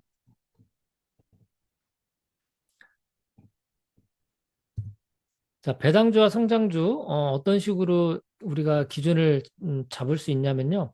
현금 흐름이 기준이 돼야 됩니다. 현금 흐름. 자, 사례를 하나 들게요. 5년 뒤에 은퇴를 하는데 일을 하고 싶지 않아요. 이런 분들은 배당주 투자가 유리하겠죠? 다만 적당한 생활비를 배당으로 받아야 되니까 투자금이 커야 됩니다. 두 번째 사례는 똑같이 5년 뒤에 은퇴를 하지만 계속 일할 계획이 있어요. 그러면 어느 정도이 있다는 얘기죠? 그럼 성장주 투자를 고려하는 것이 저는 더 적합하다라고 생각해요. 돈이 필요할 땐 주식의 일부를 팔면 되기 때문이죠. 자, 이게 슈드라고 하는 배당 성장주의 대표적인 ETF입니다. 2010년도부터 2025년까지 15년간 주가 그래프를 봤더니 228% 주가가 이렇게 올랐네요. 그리고 매년 이제 배당을 받습니다. 평균적으로 3.7% 이상의 그런 배당을 받아요. 배당주 중에는 이보다 더 많이 받는 배당도 있을 겁니다. 어쨌든 15년 동안 228% 수익이 났는데 제가 추천드리는 바로 이런 타이거 미국 나스닥 100 투자를 했더니 15년 동안에 1300% 무려 14배가 증가를 했습니다. 그러니까 성장주 투자를 하게 되면 나중에 노후에 필요한 돈은 주식을 조금씩 팔아서 쓰면 되는 거죠. 배당처럼 안정적으로 따박따박 나오진 않지만 나중에 수익이 워낙 크기 때문에 필요한 만큼을 빼서 쓰면 된다. 이렇게 이해를 하실 수 있습니다. 자, 적립식 투자와 일시불 투자 개념이 있죠. 자, 수익률 측면에서 본다면 지수 투자는 우리가 투자하는 ETF는 일시불 투자, 다른 말로는 거치식 투자가 수익률이 더 좋습니다. 자, 이게 바로 이제 미국 나스닥 100이 가장 대표적인 지수 투자의 대표 종목인데요. 지금 2010년도 10월에 만 원에 상장해서 2025년 현재 14만 원까지 1300% 수익률을 보이고 있습니다. 2010년도에 만약에 1억 투자한 사람이 있다면 지금 현재 자산 가치는 14억 4천만 원이 되는 거죠. 그래서 거치식 투자를 하게 되면 아무래도 이 지수 투자는 더 수익이 올라갈 가능성이 있다. 이렇게 볼 수도 있습니다. 단기 투자가 있고 장기 투자가 있는데요. 전 단기는 투기라고 표현을 합니다. 저는. 이 투자는 복리 개념이 들어갈 때 전 투자라고 표현하고요. 투기는 복리 개념이 없는 걸 투기라고 합니다. 저는 단기 투기도 하고 장기 투자도 하고요. 또 하나, 현금을 보유하는 것도 투자 전략 중 하나입니다. 제가 오늘 소개해드릴 글로벌 반도체 탑4 이 반도체 ETF가 지난 25년 4월 7일에 이렇게 바닥을 찍었거든요. 그런데 3개월 만에 이렇게 60% 상승을 합니다. 7월 16일 날짜에. 그렇기 때문에 현금을 보유하고 있던 사람 입장에서는 이 기회를 놓치지 않고 투자를 할 수가 있습니다. 그래서 어, 어느 정도 자기 투자 금액의 일부분은 현금으로 보유하고 있다가 주식시장이 하락할 때 활용하는 것도 전략이다. 이렇게 말씀드릴 수 있고요. 제가 추천하는 종목은 총 4종목입니다. 타이거 미국 S&P 500, 에이스 미국 나스닥 100. 이 에이스를 해도 되고 타이거를 해도 되고 코덱스를 해도 돼요. 이거는 이제 투자 운용사 브랜드 이름인데요. 미국 나스닥 100이면 다 되고 S&P 500이면 다 됩니다. 그리고 에이스 미국 빅테크 탑 7, 빅테크 주식, 그리고 반도체 주식, 에이스 글로벌 반도체 탑 4. 요거를 제가 투자를 이제 권해드립니다. 하나씩 보면요. 자, 지난 5년 수익률입니다. 미국 S&P 500 같은 경우 118%, 그러니까 2.1배 정도 된 거죠. 2배 정도 됐고요. 그리고 나스닥 100 같은 경우 5년 수익률이 155%, 2.5배 정도 됐고요. 그 다음에 미국 빅테크 탑 세븐은 2023년도에 상장이 된 아주 신생 ETF예요. 그래서 지금 딱 만 2년 됐습니다. 만 2년 돼서 100%, 그러니까 2년 만에 두 배가 됐네요. 자, 그 다음에 글로벌 반도체 탑4는 22년 11월에 상장이 됐어요. 그래서 이게 약 3년 정도 됐는데요.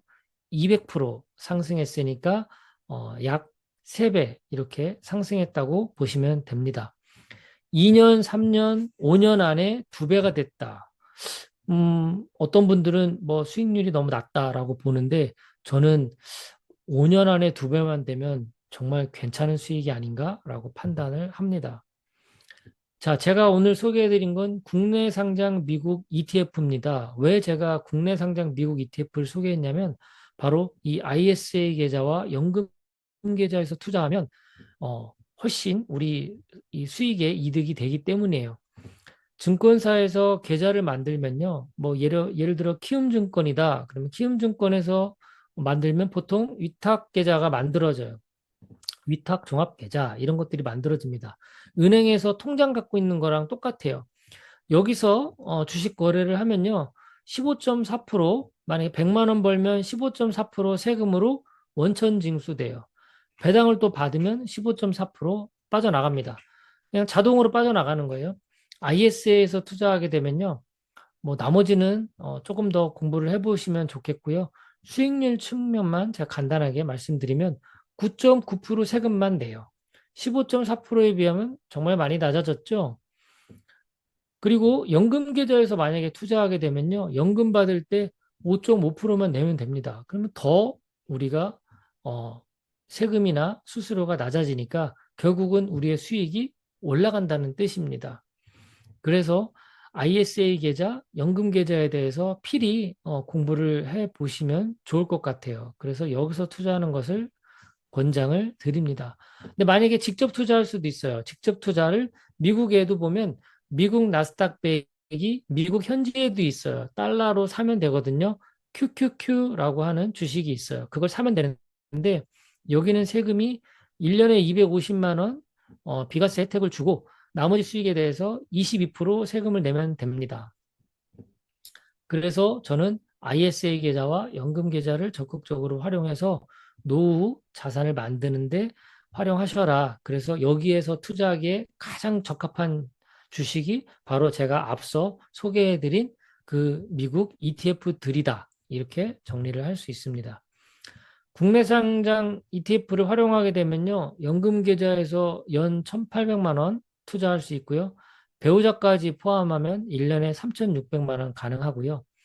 ISA 중개형 이걸 이제 개설을 하면 1년에 2천만 원까지 넣을 수가 있고 5년간 최대 1억 넣을 수 있어요. 배우자까지 하면 1억 원 더 추가로 할 수 있죠. 5년 동안 투자할 수 있는 돈이 총 3억 5천만 원이에요. 그래서 뭐 굳이 이거 이상으로 투자한다면 미국에 직접 투자하는 것도 괜찮겠지만 그렇지 않다면 저는 국내 상장을 통해서 투자하시면 도움이 되실 거다라고 말씀을 드리고 싶어요. 자, 이제 투자 사례를 좀 보면요.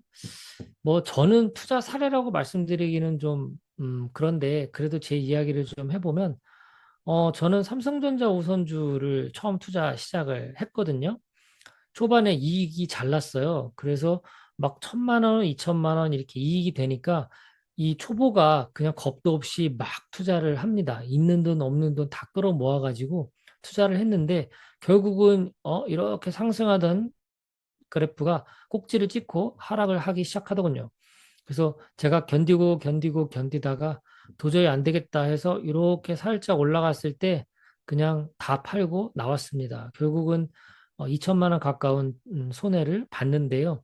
근데 그 손해 본 것이 제가 이제 미국 ETF 투자 앞서 말씀드린 대로 나스닥, 반도체, 빅테크에 투자를 했더니 2년도 안 되는 기간 만에 모든 것을 회복을 하고 그 이상의 수익이 발생하기 시작했고요. 그리고 제가 이제 조금 더 투자금을 많이 만들었던 방법은 저희가 이제 그 30평대 아파트 전세를 살다가 20평 이제 빌라를 매수를 했거든요. 여기서 이제 돈이 남아서 이 종잣돈으로 이제 미국 ETF 투자를 본격적으로 제가 시작을 했고, 3년이라는 짧은 기간 안에 70에서 100%가량의 수익이 발생해서 결국은 이제 아파트를 매수를 했습니다. 지금 현재는 적당한 집과 차, 그리고 아이 사교육비 이런 것들에 돈을 많이 절약을 하면서 소비를 줄인 탓에 투자 자금을 만드는데 좀 도움이 됐죠. 자, 미국에는 투자로 성공한 분들이 정말 많이 있는데요. 그중에 대표적인 소시민 중에 하나가 앤 쉐이버라는 분인데, 예, 국세청 감사원에서 근무한 공무원입니다. 51살에 은퇴를 해서, 50살에 은퇴를 해서 101살에 돌아가셨는데 50년간 매도하지 않고 꾸준히 매수를 하면서 100개 종목에 분산 투자를 했다고 해요. 돌아가실 때 자산이 무려 300억 자산을 보유를 했다고 합니다. 여기서 중요한 건 100개 종목에 분산 투자를 했는데 매도하지 않고 매수를 했다라는 게 아주 장기 투자하는 데 있어서 가장 모범 사례입니다. 그리고 빌리와 아카이샤 카덜리라는 사람이 있는데요. 은퇴할 때 S&P 500에 50만 달러, 뭐 우리나라 돈으로 하면 6억 정도 되겠죠? 매년 4% 생활비를 썼다고 합니다. 6억이면 6, 4, 24, 2,400만 원이니까 굉장히 절약을 하면서 산 거예요. 저렴한 주택에서 절약을 하면서 살았는데 26년간 생활비로 132만 달러를 빼서 썼어요. 50만 달러를 가지고 투자를 했는데 26년간 132만 달러를 빼서 썼어요. 그런데도 불구하고 26년 지난 2016년에 자산은 185만 달러가 남아 있다는 겁니다. 132만 달러를 쓰고도 135만 달러가 남아 있는 것. 그것은 바로 이 50만 달러가 종잣돈이 돼서 4%만 생활비를 썼으니까 10% 수익이 나면 6%는 저축이 되는 거고, 뭐 8% 수익이 나면 또 4%는 저축이 되는 거고, 그러니까 결국은 인출해서 쓰더라도 이렇게 남는 원금이 남는다라는 걸 알 수가 있죠. 앞으로 우리도 노후 자산은 이런 식으로 관리를 하는 게 좋습니다. 수익률보다 더 작은 어떤 생활비를 계속 가져가면 우리가 원금을 잃지 않고 계속해서 자산을 더 키우면서 나중에는 그 생활비 사이즈가 커지겠죠. 자, 제가 이제 시뮬레이션을 돌렸는데요. 2011년에 타이거 미국 나스닥 100 1억 원을 매수를 했다고 가정을 하면요. 당시의 주가가 11,205원이에요. 8,924주를 살 수가 있습니다. 2011년부터 2025년까지 매년 4% 생활비를 쓰니까 2억 160만 원을 써요. 그런데 2025년에 생활비를 다 빼고도 7억 6천만 원이 남아 있습니다. 제가 이걸 다 계산을 해서 표를 만들었거든요. 2011년도에 11,205원이었던 주식이 점점점 이렇게 증가를 해서 12만 원까지 올라왔습니다. 그리고 생활비를 이렇게 2억 원 이상을 썼지만 남는 돈은 7억 6천만 원이 남아 있어요. 어떤 해에는 7%, 5%, 30%막 이렇게 증가를 했고 0.15%일 때도 있고 또 마이너스 27%일 때도 있었습니다. 자, 나중에 노후에 구체적으로 내가 통장을 관리하는 건 저는 이제 이 계좌 세 개를 돌려라 이렇게 말씀을 드리거든요. 주식 계좌가 하나가 있고요. 그리고 1년치 생활비 통장을 하나 만들어서 연초에 생활비를 여기에다 모아 놓습니다. 예를 들어서 내 주식 계좌에 나중에 노후에 60세가 됐는데 5억 원 정도가 모였다. 그러면 내 생활비가 1년에 뭐 4천만 원이다. 그러면 5억 원에서 4천만 원을 빼서 다른 통장에 넣어놓는 거죠. 그러면 4억 6천만 원은 계속해서 투자가 될 거고 1년치 생활비에서 이제 매달 빼서 쓰는 겁니다. 그리고 앞서 보여드린 것처럼 뭐 0%도 있고 이렇게 마이너스일 때도 있겠죠. 이때는 어떻게 하냐면 이 주식 계좌의 수익이 좋을 때 여기에 미리 1년치 예비비를 넣어주는 거예요. 그래서 0%이거나 마이너스일 때는 이 주식 계좌에서 생활비를 쓰는 것을 빼지 말고 예비비 통장에서 이렇게 빼서 쓰면 이 원금 자산이 총 자산이 줄어들지 않는 효과가 있어요. 그래서 나중에 노후 자산 관리할 때는 이런 식으로 관리를 하면 됩니다. 자, 그러면 이제 내가 원하는 노후 자산은 얼마냐에 따라서 제가 심플하게 계산을 해드릴게요. 지금 현재 연수익률은 15% 이상 나오고 있지만 앞으로 계속 그런 좋은 수익률이 나온다고는 보장이 없기 때문에 저는 12%로 가정을 하겠습니다. 그래서 머릿속에 이렇게 넣어두세요.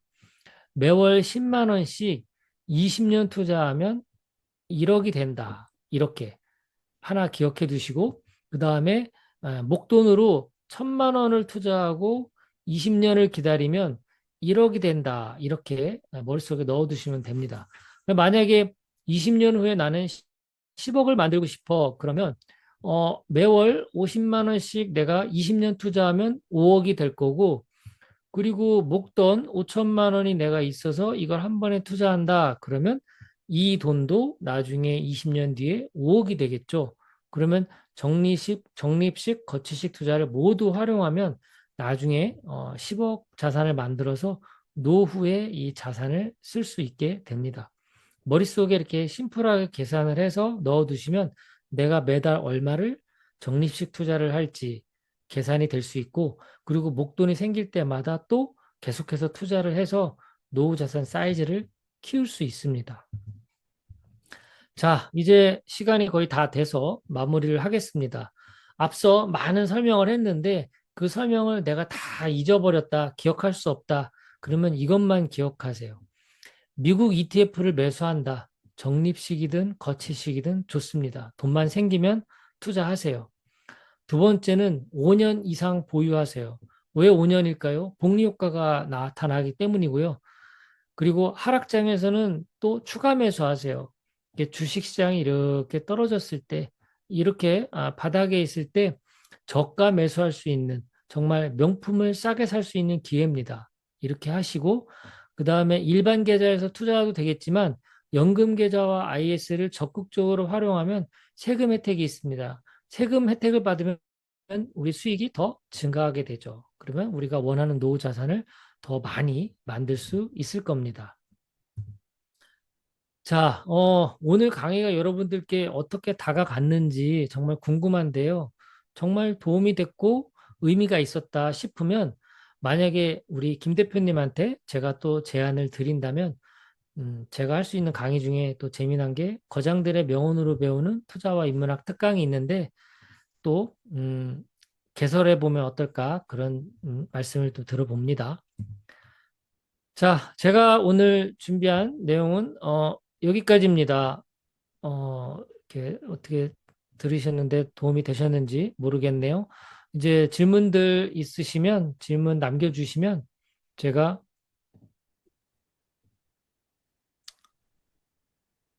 네, 고맙습니다. 예, 이렇게 상세하게 설명을 해주셨는데, 지금 얘기 나온 것처럼 질문들을 채팅으로 이렇게 올려주시고, 나는 채팅이 너무 길어져서 말로 하고 싶다 하시는 분들도 이렇게 채팅에 표시해주면은 제가 그걸 드릴 테니까, 먼저 ETF 시작 순서를 좀 알려달라고 보셨는데, 어떻게 보시나요, 대표님? 네, 네. 이거 잘못 들었습니다. 제가 요 댓글 창 읽느라고. 네, 그 댓글에 있는 그 질문들 답변해 주시면 될 네네. 것 같아요. 네. 네, 요거부터 말씀을 드릴게요. ETF 시작 순서 알려달라고 하셨어요. 연금저축계좌, ETF 투자 시작, 뭐 이런 거. 일단, 키움증권이든 어떤 증권사든 상관없습니다. 요즘은 비대면으로 계좌 개설을 할 수 있기 때문에 뭐 가장 일반적으로 쓰는 키움증권 하셔도 되고 요즘은 또 토스 증권도 되거든요. 토스에서도 투자가 되니까 증권 계좌 개설하는 게 1번이고요. 그 다음에 증권 계좌 개설을 하면 예를 들어 키움증권이다. 그러면 키움증권 안에 연금 계좌 만드는 계좌 개설하는欄이 있어요. 거기에 연금 섹션에 들어가서 연금 계좌 개설까지 하시면 되고, 그리고 ISA 만드는 것도 있어요. 그래서 ISA를 개설하겠다라고 하면 그 키움증권 안에서 개설을 첫 번째로 증권 개설, 위탁계좌 개설을 하시고 안에 들어가시면 ISA 연금계좌가 있으니까 모두 다 개설하시면 됩니다. 그러면 이제 통장 세개가 생긴 거랑 똑같아요. 위탁계좌라는 통장 하나, 연금계좌라는 통장 하나, 그리고 ISA라고 하는 통장 하나가 생긴 거예요. 그래서 각각에 내가 돈을 넣어서 그 돈을 넣고 그 안에서 투자를 하는 거예요. 위탁계좌에 내가 100만 원을 넣고 그 100만 원으로 ETF를 사고 연금계좌에 계좌번호가 있으니까 또 100만 원을 넣고 그 100만 원으로 또 투자하고 ISA도 마찬가지로 100만 원을 입금하고 그 입금한 돈으로 투자하고 이런 식으로 하는 겁니다. 그리고 주식계좌에서 ETF를 하고 있는데 매도해서 연금계좌로 넣는 게 나을까요? 그냥 일반 주식 계좌에서 투자를 하는 이유가 연금 계좌는 연금에 우리가 노후 목적으로 하는 거잖아요. 그래서 나이가 55세부터 연금처럼 받을 수 있어요. 그래서 그 노후 생활비 목적에 맞는다면 연금 계좌로 옮기시는 게 맞고요. 그렇지 않고 나는 3년, 5년 어쩌면 이제 내가 집을 옮길 수도 있고 뭐 이렇게 목돈이 필요할 수도 있어. 그렇다면 연금 계좌에 옮기는 것보다 그냥 일반 계좌에서 언제든지 팔 수 있게 그렇게 하시는 게 좋을 것 같고요. 그리고 그 중간이 바로 ISA입니다. ISA는 3년만 보유하면 모든 혜택을 다 받을 수 있고, 그리고 3년 보유를 안 하고 팔더라도 해지를 하더라도 일반 계좌의 수수료만큼, 그 세금만큼만 내면 돼요. 그러니까 일반 계좌랑 똑같아요. 그러니까 3년 정도 보유할 수 있겠다 싶으면 ISA에서 투자를 하는 것도 중기에는 적합할 수도 있고, 아, 나는 이 돈은 뭐 당장에 안 써. 노후에 나는 생활비로 쓰는 게 맞아. 한 달에 뭐 30만 원, 50만 원 노후연금처럼 쓸 거야 라고 한다면 연금 계좌에서 투자하는 게 맞습니다.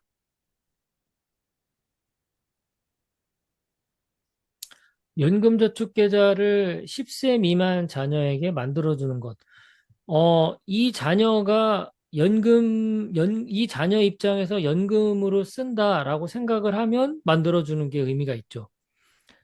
일반 계좌처럼 사고 파는 것이 아니라, 우리 자녀가 나중에 노후에 55세가 돼서 연금으로 빼서 쓰는 거라면 연금저축계좌에서 미리 투자를 하게 되면 나중에 노후 걱정이 없겠죠. 지금, 만약에 연 12%로 50년을 투자하잖아요. 지금 이제 10살인 자녀가 있는데 이 10살이 50년이 지나서 60세가 되면 12% 수익률일 때 총 수익률이 288배가 됩니다. 그러니까 만약에 10살 자녀에게 연금저축 만들어 놓고 1억을 투자하면 이 아이가 60세가 됐을 때에는 288억이 만들어져요. 복리가 어마어마합니다. 그래서 연금 목적이라면 연금저축 계좌를 만들어서 거기서 투자를 하는 것도 의미가 있습니다.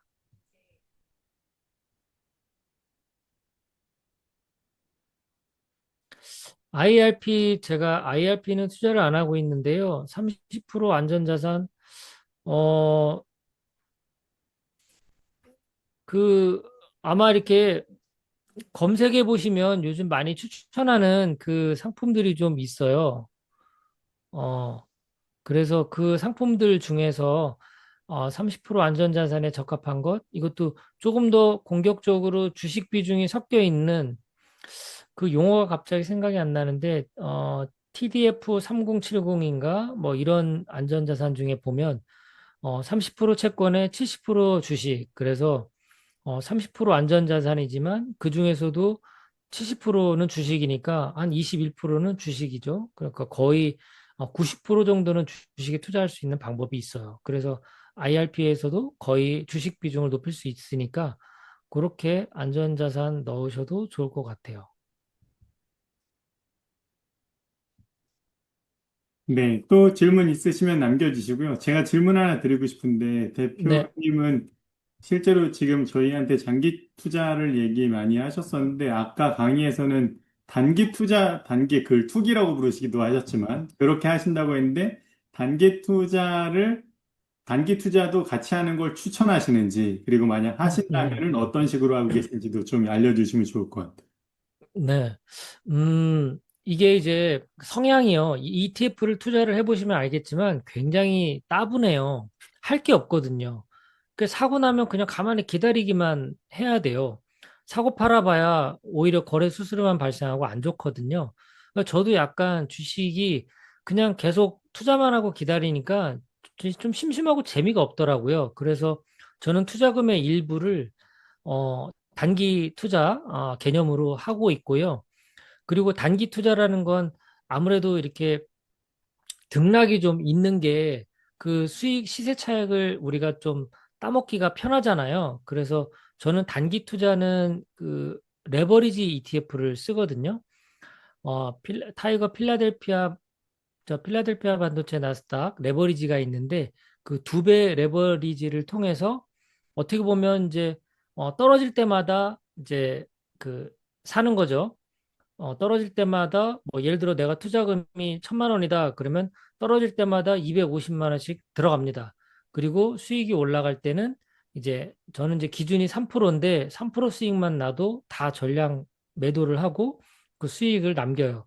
그리고 떨어질 때를 또 대비하는 이런 식으로 해서 한 달에 이제 생활비를 저는 뭐 아주 짭짤하게 이제 이렇게 벌고 있는데 뭐 저는 그러니까 단기 투자를 말하자면 저는 투자 개념이라고 생각하지 않는 거죠. 이건 복리를 활용하는 게 아니니까 마치 투기하듯이 적당한 가격에 사서 적당한 가격에 나는 판다. 이런 마음으로 이렇게 단기 투자를 하는데 일부의 돈은 투자를 하는 것도 재밌는 것 같아요. 좀 약간 뭐 생활의 활력이라고 할까요? 한 달에 한 50만 원이라도 벌면 이 뭐 활력소가 되거든요.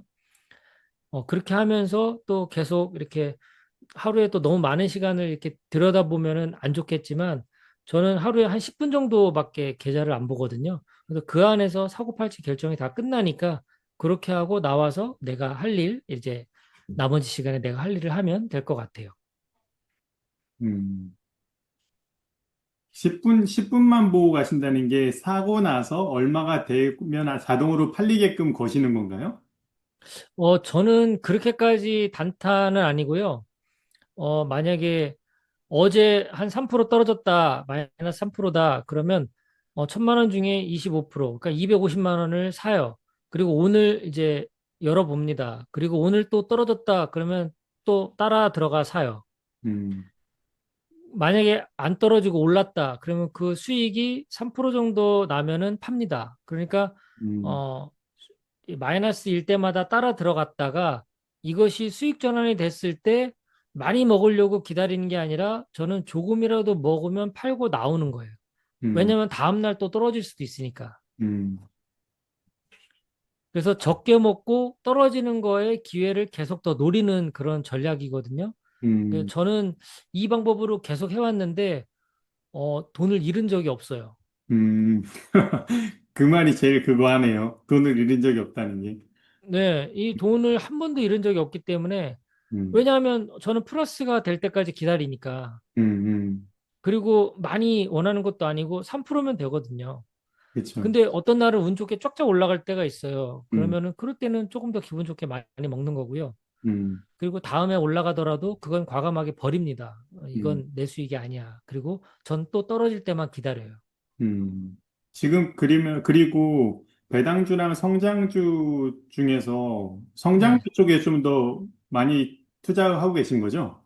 네, 맞습니다. 왜냐하면 저는 지금 계속해서 돈을 벌고 있기 때문에 음, 그 현금 흐름을 미리 만들어야 된다라는 생각이 안 들어서 지금 배당주 투자는 안 하고 있어요. 아예. 음, 저는 100%다 성장주 투자를 하고 있고, 그리고 뭐 65세대에서 이제 국민연금 나오면 이제 뭐 그거가 좀 현금이 도니까 뭐그 전에 어떻게 될지는 모르겠지만 어쨌든 지금은 배당주보다는 성장주에 집중하는 편이에요.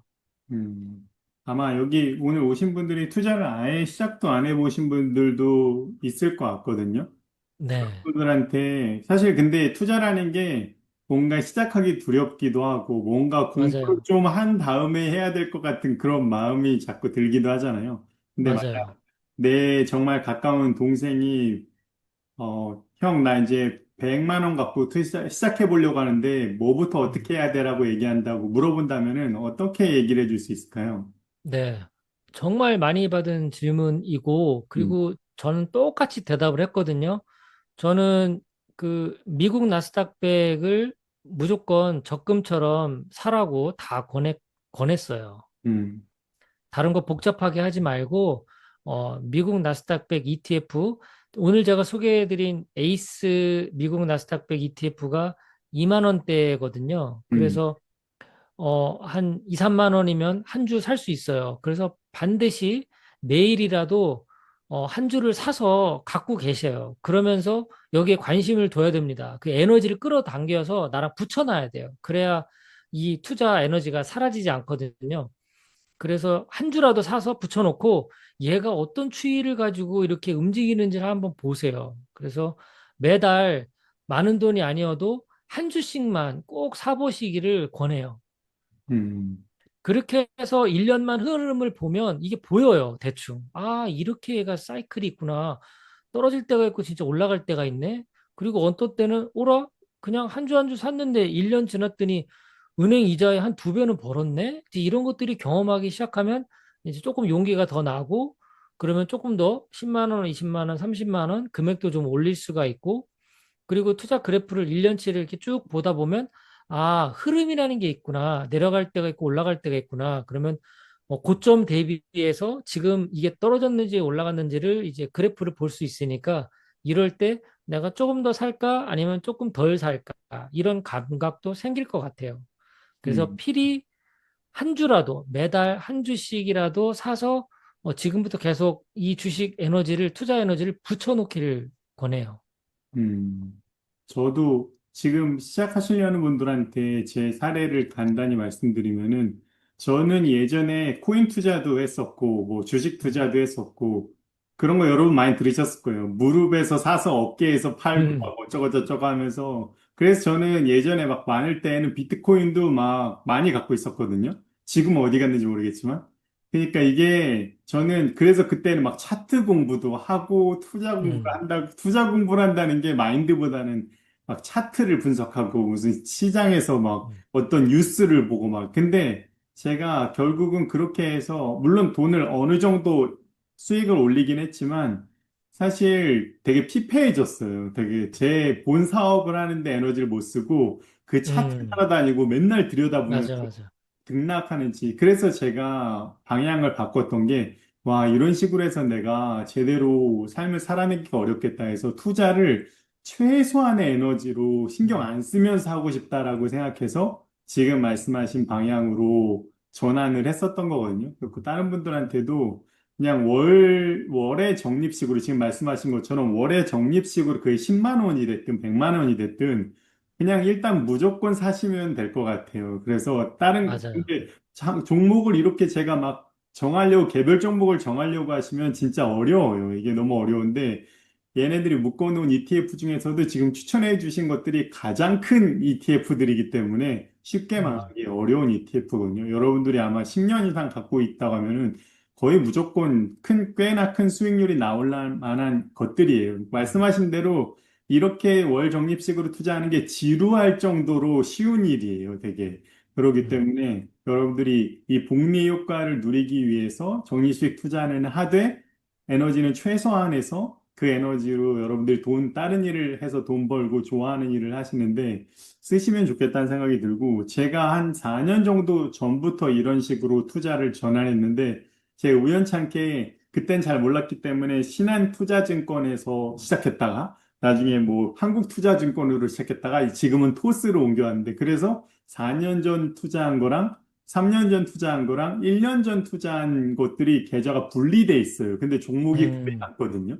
그래서 제가 그거에 대해 수익률을 보는데 그러니까 이게 연도별로 수익률이 섞이지 않았기 때문에 그러네요. 이렇게 볼 수가 있게 됐어요. 그래서 제가 음, 지금 봐서 말씀드리면은 4년 전에 시작했었던 그 신한투자증권 거기에 수익률이 104.4%예요. 음, 104.4%고 그리고 3년 전에 투자했던 한국투자, 이거는 그 에이스 S&P 500만 산 거였거든요. 음, 천중가사 썼을 거예요.